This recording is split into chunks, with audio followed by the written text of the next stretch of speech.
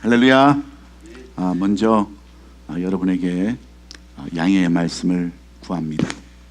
제가 이 신성한 강단에 왜 선글라스를 끼고 나왔는지 그 이유를 여러분 이렇게 아시면 이해가 되실 것입니다. 저는 여러분들이 잘 알다시피 20년 동안을 외눈으로 이렇게 살았습니다. 왼쪽 눈을 망막 출혈이라고 하는 그 병을 앓아서 망막이 파괴되어 가지고 시야를 제대로 전혀 구분할 수 없는 시야거리 제로입니다. 시야를 전혀 볼 수 없는 그러한 중증 시력 장애를 겪고서 20년의 삶을 살아왔습니다. 물론 거기에는 여러 가지 이유가 있겠지만 제가 전도사 시절에 처음 이렇게 전도사로 이렇게 부름을 받고서 사역을 하면서 너무 힘들었습니다. 전도사, 보통 우리가 전도사를 이렇게 부름을 받으면 부교육자로서 뭐 그렇게 목사님들처럼 이렇게 큰 일을 하지 아니하는데, 제가 섬기던 모교회는 이 전도사들을 한 교구를 책임지는 그러한 사역을 맡겼습니다. 그래서 각 처소에 있는 새벽 제단을 인도하게 하고, 또 수예배를 직접 인도하게 하고, 또 금요 철회를 인도하게 하고, 또 주일날 오후 예배 구역 대교구 예배를 인도하는 그러한 막중한 책임을 맡겨줬어요. 근데 제가 신학교 3년 졸업을 하고 전도사가 됐으니 여러분 말씀을 어떻게 전할 수 있었겠어요? 그런데 그 말씀을 새벽 예배 매일 또 전해야죠. 거기다가 전임 전도사님이 40일 철야를 만들어 놨고 5일 지난 후에 제가 다시 거기를 부임했으니까 그 설교 준비가 너무너무 힘든 거예요. 거의 잠을 하루에 3시간도 못 잘 정도의 그런 삶을 살았습니다. 그러니까 몸은 극도로 약해지고 신경도 극도로 이렇게 예민해져서 계속 제가 이렇게 알러지 반응이 몸에 나타나는 겁니다.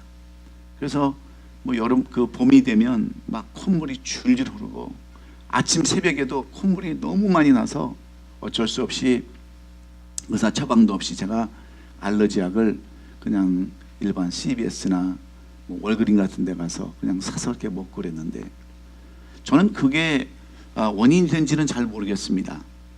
여하튼 간에 제가 왼쪽에 그 눈이 그 망막이 파열돼서 출이 생기고 그때부터 눈을 전혀 볼 수가 없었어요. 그래서 LA에 있는 안과에 가서 진단한 결과 전도사님은 평생 시력을 회복할 수 없는 그러한 외눈의 삶을 살 수밖에 없다고, 미안하지만 현대의학으로는 고칠 수 없는, 망막이 이미 다 망가져서 이렇게 고칠 수 없다고 하는 그러한 판정을 받았었어요. 그때 제가 얼마나 좀 이렇게 마음이 좋지 못했는지 모릅니다. 얼마나 그 자괴감이 들었는지 몰라요. 내가 그래도 하나님의 사역을 하겠다고 하는데 왜 하나님은 왼쪽 눈을 완전히 못 쓰는 사람으로, 외눈의 인생으로 이렇게 불편한 삶을 살게 하실까? 때론 원망이 들기도 했지만 한편으로는 저는 사도 바울에게 주셨던 그런 말씀을 늘 묵상하면서 살았습니다. 아무리 내가 기도를 하고 내가 아무리 부르짖어도 할 수 없으면 내 은혜가 족하더라 하는 그러한 말씀으로 저는 그렇게 앞으로 살기로 작정을 했어요. 그런데 제가 지금 와서 생각을 해보면, 만약에 제가 그때 눈이 파열되지 않았고 멀쩡한 눈을 가졌다고 한다면 아마도 저는 목회를 하지 아니하고 다시 옛 삶으로 세상 일로 돌아가지 않았을까 그렇게 생각을 해봅니다. 제가 하던 일들이 두 눈을 멀쩡히 가지고 해야 하는 일이기 때문에 다시 돌아갈 수도 없는 그러한 여건이었어요. 그런데 20년이 지나면서 얼마나 많은 고통이 있었겠습니까? 한쪽 눈이 없으면 운전하기도 너무너무 불편한 겁니다. 우리 간사님 어머님도 이렇게 눈이 안 좋아서 운전면허 할 때마다 고통을 겪는다고 그러는데 저도 마찬가지잖아요. 2년에 한 번, 다른 사람들은 5년씩 이렇게 운전 기간을 주는데 저는 2년마다 한 번씩 반드시 거만이의 그 사인을 받아서 또 드라이브 테스트를 거쳐서 2년에 한 번 주고 또 2년에 가서 또 사인을 요구하고 또 운전 테스트를 하고 그리고 또 1년밖에 또 주지 않습니다. 1년 또 가서 사인을 하고 또 가서 드라이브 테스트를 해야만 운전면허증을 이렇게 발급해주고 하는 그러한 불편. 그리고 운동할 때도 땀이 한쪽이 나면 전혀 볼 수 없는 그러한 상황들이 제 삶 가운데 있었습니다. 그런데 저는 웬일인지 모르겠어요. 20년이 지난 이후에 제가 안경을 맞추러 갔다가 그 한국인 2세 거만인데 그분이 제 눈을 깊이 살펴보더니 어쩌면 볼 수도 있을 것 같다고 하는 그런 희망의 말을 주었어요. 그래서 제가 옛날에 수술받았던 그 의사를 다시 찾아가서 다시 재검진을 한 결과 그분 닥터가 이런 얘기를 했어요. 웬일인지 무슨 일인지 의학적으로는 설명이 안 되지만 분명히 볼 수는 있을 것 같습니다. 그래서 한번 수술을 한번 해봅시다 해서 제 눈에 거의 다른 사람의 3배 내지 4배 정도로 두꺼운 그러한 그 백내장, 그것도 저는 있는지도 몰랐어요.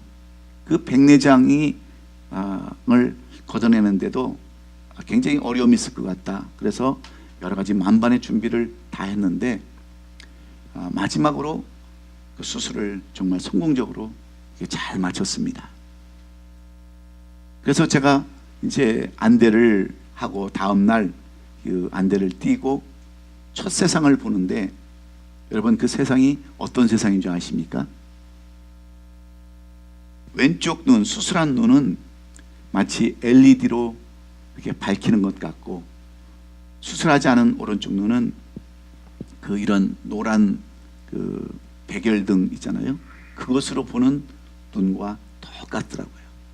그래서 저는 어느 안경점에 써 있는 밝은 눈, 밝은 세상이라고 하는 그러한 문구를 저는 실감하게 되었습니다. 정말 내가 어떻게 이렇게 20년 동안 이런 눈으로 살았을까? 너무너무 속으로는 기뻤지만 제 성격상 제가 그것을 잘 표현을 안 하는 편인데 오늘도 이렇게 제가 안경을 쓰고 이렇게 말씀을 전하는 것을 이렇게 보면서 제가 복면가왕이라고 하는 그 프로그램을 이해를 할 수 있을 것 같아요. 이렇게 안경을 쓰고 이렇게 보니까요 달라 보이는 거예요. 제가 많이 감춰진 느낌이 이렇게 들어서 솔직히 다른 때보다 제가 설교를 매일 준비를 해도 막 이렇게 떨리고 항상 긴장하는데 오늘은 안경을 써서 그런지 전혀 이렇게 긴장된 그런 기분이 하나도 없는 거예요. 그래서 앞으로 할 수만 있다면 가면을 쓰고 나와서 설교를 하라고 하든지 이렇게 좀 선글라스라도 좀 끼고 설교를 했으면 너무너무 좋을 것 같아요. 외람된 이야기지만 저는 정말 속으로는 기뻤습니다. 그 기쁨을 정말 이렇게 이야기하고 싶은데 빼앗겼던 것, 잃어버렸던 것, 그것을 다시 찾은 그 기쁨을 무엇으로 표현할까 생각하다가 오늘 저는 이 시편 81편 아삽의 시, 아삽의 노래를 저는 생각해 보았습니다. 오늘 이 본문을 쓴 아삽은 이 본문 맨 앞에 보면은 그 제목이 어떻게 쓰여 있느냐 하면 아삽의 시라고 써 있습니다. 그리고 인도자를 따라서 깃딧에 맞춘 노래라고 소제목이 붙어 있습니다. 여기서 깃딧이라고 하는 것은 어떤 한 악기를 이야기하는 겁니다. 깊은 곡조를 나타내는 음악이나 깊은 소리를 내는 악기를 이렇게 가리키는데, 이 깃딧에 맞춘 노래가 바로 시편의 총 3편이 기록이 되어 있습니다. 시편 8편과 시편 81편, 그 다음에 84편이 바로 깃딧에 맞춘 노래라고 그렇게 기록이 되어져 있어요. 이 깃딧이라는 악기는 블레셋 사람들이 포도주를 수확해서 그 포도주 즙을 짤 때 이 깃딧의 가락의 노래를 맞추어서 불러가면서 포도주를 짰던 악기로 그렇게 알려져 있습니다. 이스라엘 백성들이 그 사용하던 악기가 아니었다고 하는 거예요. 그런데 어떤 학자들은 이렇게 주장을 합니다. 다윗이 사울왕의 핍박을 피해서 블레셋에 피신했을 때에 블레셋 사람들이 쳤던 악기를 가져온 것이라고 말하는 학자들이 있습니다. 어쨌든 이 깃딧이라는 악기는 깊은 노래, 깊은 뜻을 가진 그러한 깊은 음을 가진 그러한 음을 내는 그런 악기로 어떤 기쁨을 찬양할 때, 어떤 감사를 찬양할 때 부르는 그러한 악기가 깃딧이라는 악기입니다. 그러나 무엇보다도 중요한 것은 이 시편이 깃딧이라는 악기에 맞춰져서 하나님을 찬양하고 있다는 점에서 얼마나 그것이 소망적이고 얼마나 기쁨을 노래하고 있는가를 우리는 발견할 수 있습니다. 그러면 아삽은 누구입니까? 아삽이라고 하는 뜻은 하나님께서 모으셨다 하는 모으는 자라는 그러한 뜻입니다. 그런데 우리가 역대상 15장 25절로 28절에 보면 이 아삽에 대한 이야기는 없지만 이 아삽이 어떤 사람인가를 우리가 발견해 볼 수 있습니다. 시편 50편을 통해서도 우리가 이 아삽이 어떤 사람인가를 알 수가 있는데, 이에 다윗과 이스라엘 장로들과 천부장들이 가서 여호와의 언약궤를 즐거이 메고 오베데돔의 집에서 올라왔는데, 하나님이 여호와의 궤를 맨 레위 사람들을 도우셨으므로 무리가 송아지 7마리와 순양 7마리로 제사를 지냈더라. 다윗과 및 궤를 맨 레위 사람들과 노래하는 자와 그의 우두머리 그나냐와 모든 노래하는 자도 다 세마포 겉을 입었으며 다윗도 또한 베옷을 입었고, 이스라엘의 무리는 크게 부르며 뿔나팔과 나팔을 불며 재금을 치며 비파와 수금을 힘있게 타며 여호와의 언약궤를 메어 올렸더라 하는 이 내용 속에서 우리는 이 아삽이라는 사람이 어떤 사람인가를 우리가 50편과 연결해서 우리는 알 수 있습니다. 아삽은 어떤 사람이냐면, 이 다윗이 오벳에돔에 있었던 그 하나님의 궤 여호와의 언약궤를 모셔올 때에 레위 사람들을 세워서 이 찬양을 부르게 하고 오늘날로 얘기하면 찬양대 대장을 세웠는데, 그 중에 한 사람이 바로 아삽이라는 사람입니다. 이 아삽이라는 사람의 그 삶을 잘 살펴보면 그는 성가대 대장에서도 바로 헤맨과 여두둔의 왼편과 오른편을 두고 총 모든 그 음악을 지휘했던 그러한 성가대 대장입니다. 찬양대 대장을 의미하는 사람입니다. 그런데 이런 아삽이 다윗과 함께 그 하나님의 궤, 잃어버렸던 하나님의 궤, 다윗이 뭐라고 이렇게 고백했냐면, 나는 백양목궁에 거하거늘 하나님의 궤는 이렇게 천막에, 하나님의 그 천막에 거한다고 그렇게 늘 마음 아파하면서 하나님의 언약궤를 모셔오지 못했던 그 아픔을 이야기할 때, 이제 그들이 때가 되어서 에벳에돔으로부터 하나님의 궤를 예루살렘 성전으로 옮겨오면서 그 기쁨과 그 감사를 찬양할 때 세웠던 사람이 바로 아삽입니다. 그래서 아삽은 그 다윗의 기쁨도 보았을 뿐만 아니라 이스라엘 백성들의 그 기쁨과 감사를 보면서 이 아삽의 시를 이렇게 써놓은 거예요. 그래서 2절에 보면은요, 우리가 잘 알다시피 그들이 수금과 또 여러 가지 걸로 하나님 앞에 찬양하며 뿔나팔과 나팔과 재금을 치면서 비포와 수금으로 이렇게 그들이 찬양하는 것을 우리가 볼 수 있지 않습니까? 정말 얼마나 기쁘고 얼마나 감사했으면 그들이 이렇게 비파와 수금으로 또 깃뜻으로 맞춘 노래를 불러가면서 찬양을 여러분 드렸겠습니까? 그래서 저는 오늘도 이 말씀을 제가 묵상하면서 하나님을 찬양하고 싶은 마음, 하나님 앞에 감사하고 싶은 마음을 오늘 이 아삽의 시를 통해서 대신 여러분에게 이렇게 전달하고자 하는 것입니다. 그때 여러분 그 아삽이 고백하기를 오늘 본문 6절로 7절에 보면 어떻게 고백합니까? 이르시되 내가 그의 어깨에 짐을 벗기시고 그의 손에서 광주를 놓게 하였도다.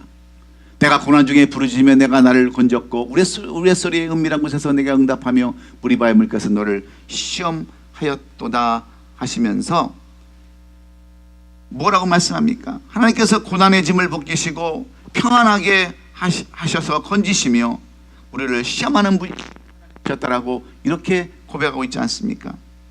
이 모든 것이 다 전능하신 하나님이 하시는 일이셨다라고 이렇게 아삽은 노래하고 있는 겁니다.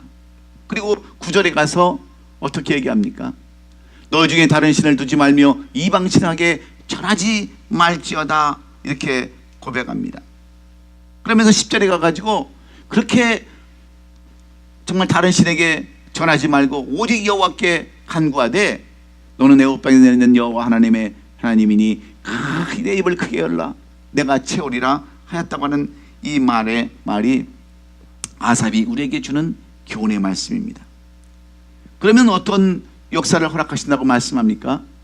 오늘 14절에 보면은 원수를 제압해 준다라고 그랬습니다. 원수를 누르고 내 손을 돌려 그들의 대적을 친다고 그랬어요.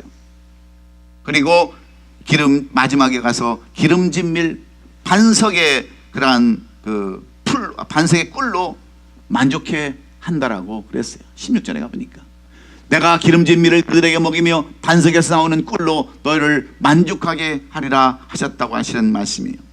평강의 복과 기름진 복을 다 주시겠다고 하는 그러한 말씀입니다. 그러면 내 입을 크게 열라고 하는 의미가 여러분 무엇입니까?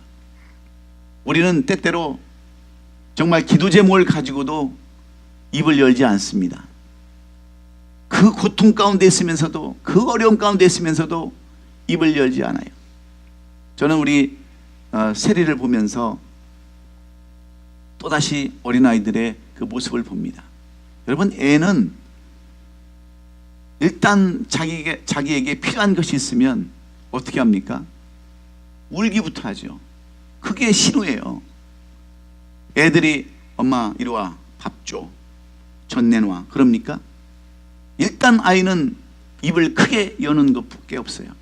저는 어려서 저희 집 처마에 제비들이 제비집을 짓고 있는 것을 저는 어려서 많이 봤습니다. 그래서 어느 날 학교에 갔다 와서 이렇게 툇마루에 누워가지고 제비집을 바라보는데 그 제비가 막 돌아다니면서 먹이를 이렇게 잡아오지 않습니까? 벌레를. 그러면 제비 새끼들이 입을 여는데 내가 봐도 찢어지게 여는 거예요. 그런데 정말 먹고 금방 먹은 그 새끼도 입을 또 크게 열고 계속 받아먹는 그러한 제비는요 금방 자랍니다. 그런데 입을 제대로 열지 않냐고 거기서 비실비실한 제비 새끼는 결국 거기서 죽고 그걸 또 밀어내서 떨어뜨린 것을 제가 봤어요.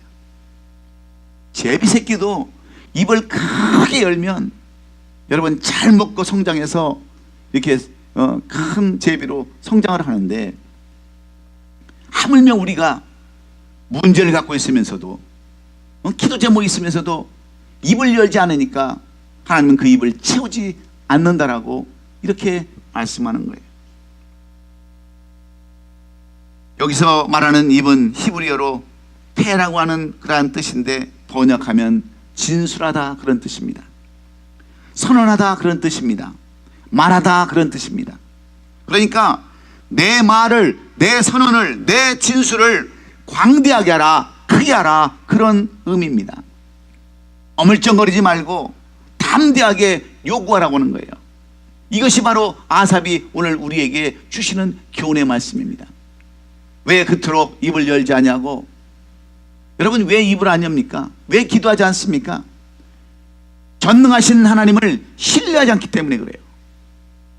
전능하신 하나님 앞에 의지하지 않기 때문에 여러분 기도하지 않는 겁니다. 그러니까 어물쩡거리는 거예요. 백날 기도해봐야 무슨 의미가 있겠는가? 백날 기도해야 무슨 응답이 있겠는가? 기대를 아예 안 하니까 입을 열지 않냐고 하다가 비실비실 영적인 기근에 걸려서, 영적인 배고픔에 걸려서 결국은 쓰러지고 홈레스 같은 인생을 살아갈 수밖에 없는 것이 아니고 무엇입니까?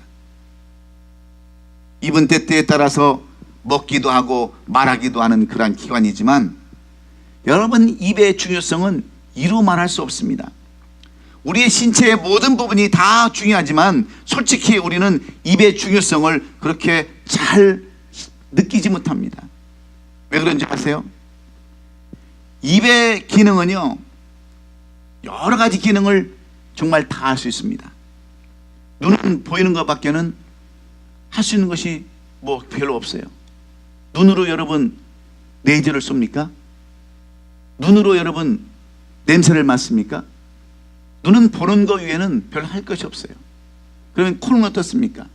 코가 할 수 있는 고작 것은 뚫린 코라고 숨 쉬는 것 외에, 냄새 맡는 것 외에는 코로 할 수 있는 것들이 없어요. 귀는 뭡니까? 듣는 것밖에는 별로 할 일이 없어요. 그런데 입은 어때요? 입은 말을 하죠, 먹죠, 숨 쉬죠. 여러분, 손발 어려서부터 없는 사람들 입으로 뭐 하는 줄 아세요? 글씨 씁니다. 입으로 그림 그리는 사람도 있더라고요. 입으로 다 합니다. 입으로 숟갈질도 하고요, 입으로 뭐 별것 다 해요.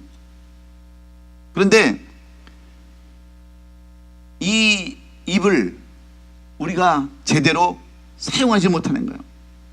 다양하게 사용하는데 이 입을 좀 크게 벌리라는 거예요. 사용하라는 거예요. 광대하게 사용하는 거예요. 그러면 어떻게 사용해야 합니까? 어떻게 이 입을 사용해야, 크게 열어야 하나님이 복 주시는 그런 삶을 살아야 하느냐는 거예요. 먼저 우리가 성경의 원어에 있는 말씀들을 깊이 묵상하면서 말씀을 생각해 보면, 첫째로는 입을 크게 열라고 하는 말은 복된 말을 하라는 그러한 뜻입니다. 복된 말을 하라는 거예요. 하나님 우리에게 언어라고 하는 복을 주셨습니다. 말할 수 있는 복을 우리에게 다 주셨어요. 이것은 우리 인간에게만 주신 그러한 복입니다.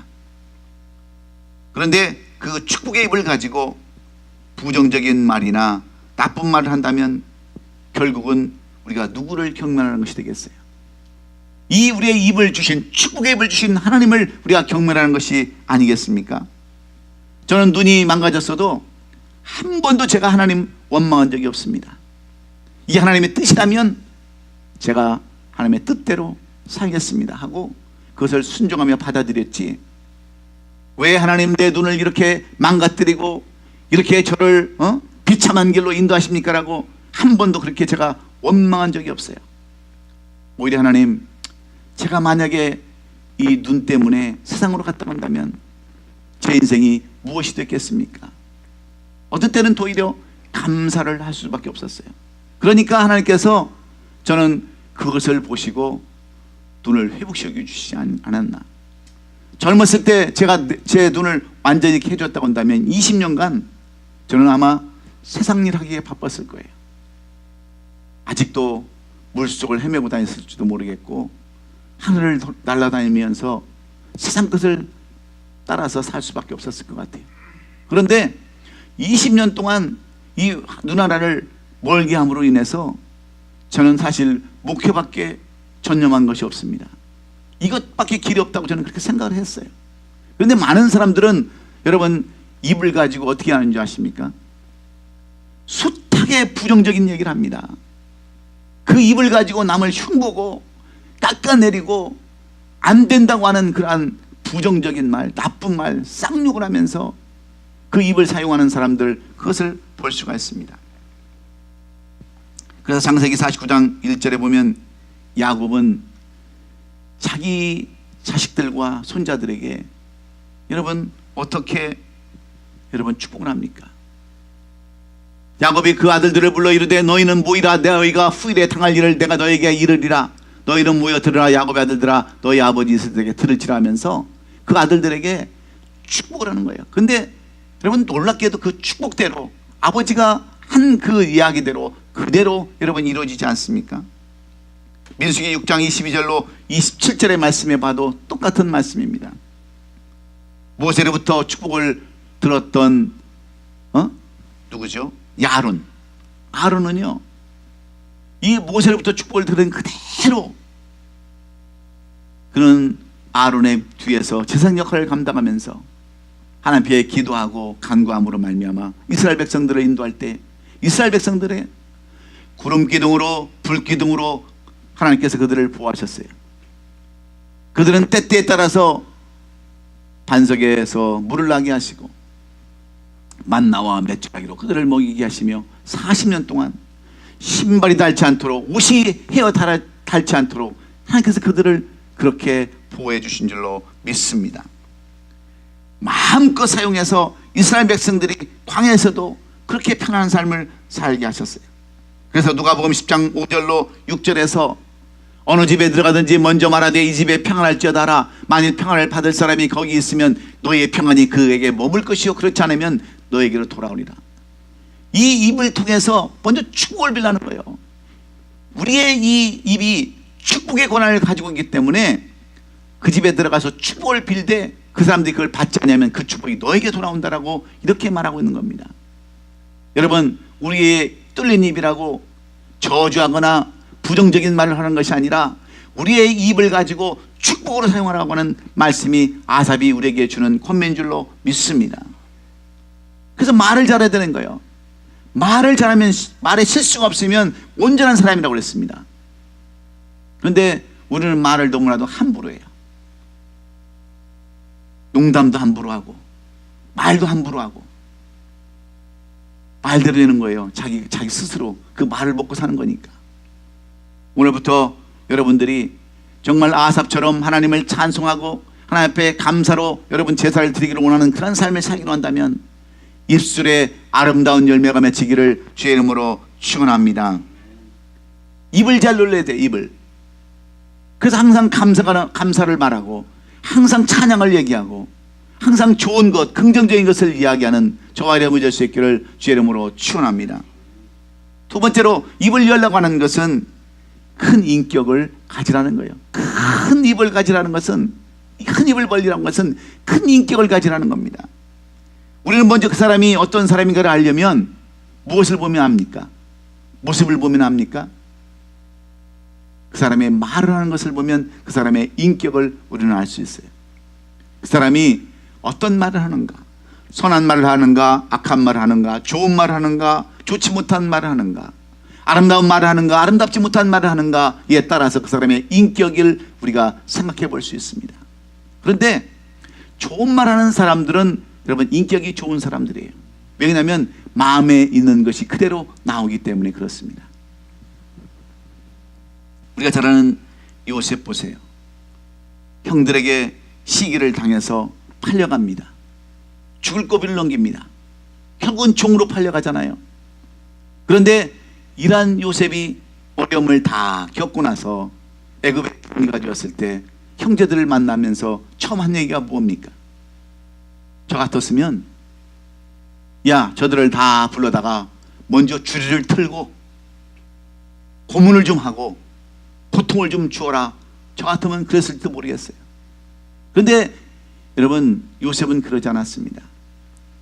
형들이 여기까지 온 것, 이렇게 내가 고난을 당하고 여기까지 온 것은 다 하나님의 뜻이 있었습니다라고 이야기하는 그 요셉. 그래서 제가 요셉을 닮아가려고 이름을 요셉으로 저도 지은 거예요. 이 성경에 나오는 요셉을 닮고 싶어서, 그런 인격을 닮고 싶어서 그래서 제가 제 카톡의 아이디도요, 뭐라고 적은지 아십니까? 네? 바다는 빗물에 젖지 않는다.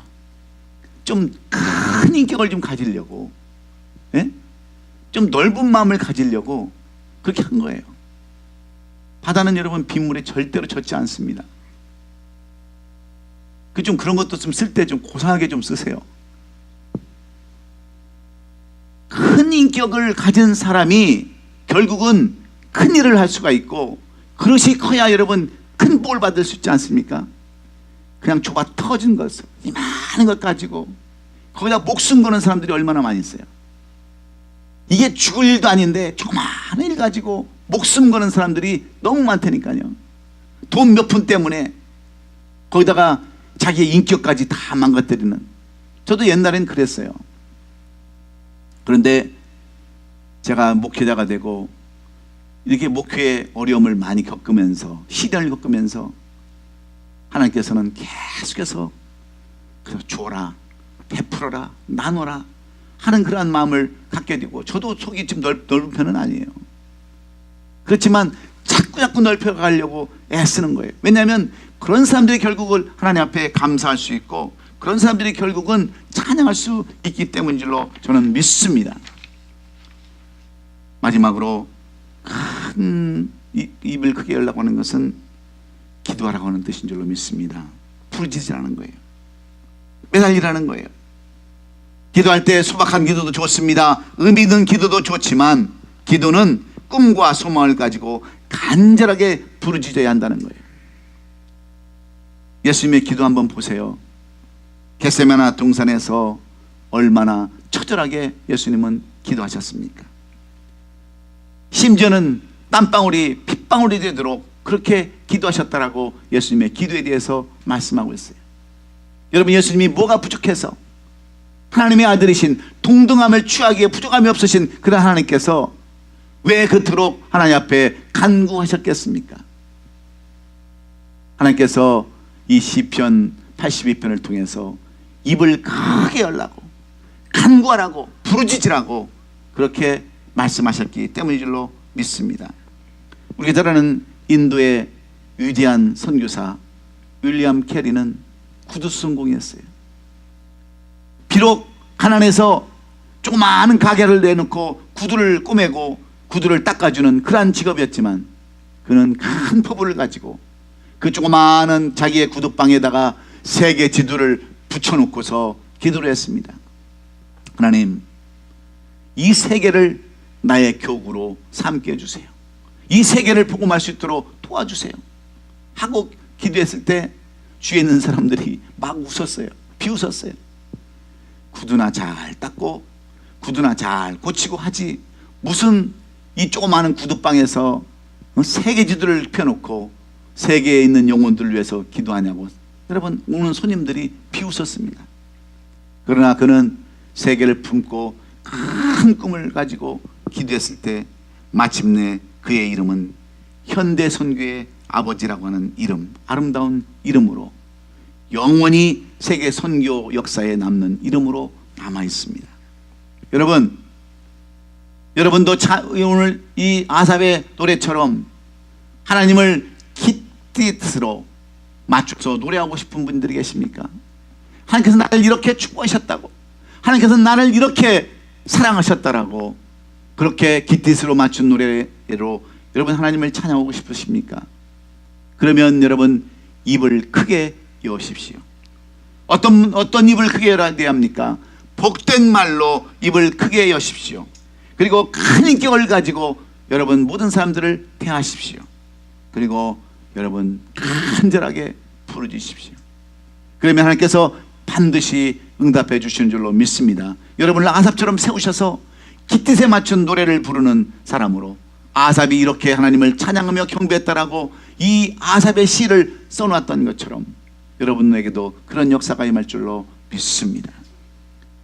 크게 입을 열어서 하나님의 영광을 보는 저와 여러분 되실 수 있기를 예수님의 이름으로 축원합니다. 축원합니다. 마지막으로 오늘 결론의 말씀입니다. 시편 81편 2절의 말씀입니다. 시작.